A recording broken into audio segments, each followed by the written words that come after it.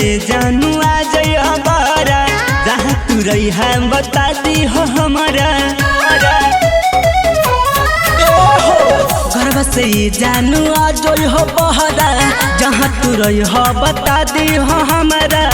कली है फोन जब और है तू अकेला में, कली है फोन जब पड़ी है तू अकेला में।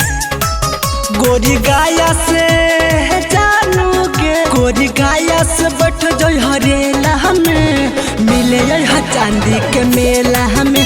गोरी गाया से बैठ जाई हरेला में, मिले है चांदी के मेला में। गोरी गाया से बैठ जाई हरेला में, मिले है चांदी के मेला में, के मिले है चांदी के मेला में। Music by Amarjeet Sharma.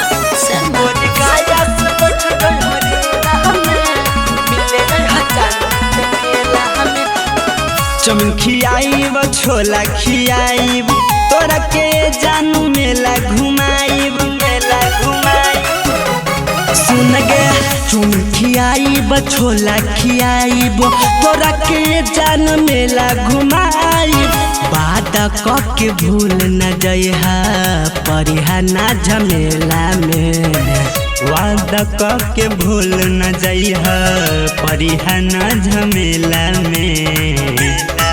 गोरी ना बाता से सुन गे पगली, गोरी ना बाता से बैठ जाई हरेला में, मिले है चांदी के मेला में। गोरी ना बाता से बैठ जाई हरेला में, मिले है चांदी के मेला में। गोरी ना बाता से बैठ जाई हरेला में, मिले है चांदी के मेला में, मिले है चांदी के मेला में।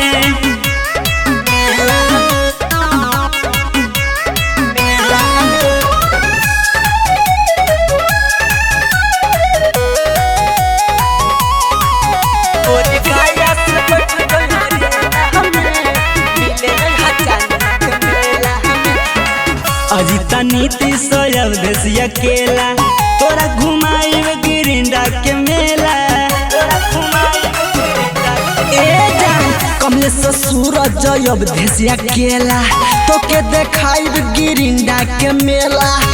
दोनों जानी झूलल जाई आसमानी झूला में, दोनों जान झूलल जाई आसमानी झूला में। गोरी नालंदा से गोरी नालंदा से बैठ जाई हरेला में, मिले है चांदी के मेला हमें। गोरी नालंदा से बैठ जाई हरेला में, भेंट होई गिरिंडा के मेला में। कोई जमुई से बैठ जाई हरेला में, मिले है चांदी के मेला में। हाँ मिले है चांदी के मेला में। रिकॉर्डिंग स्टूडियो शाहपुर चौक देवन बिघा।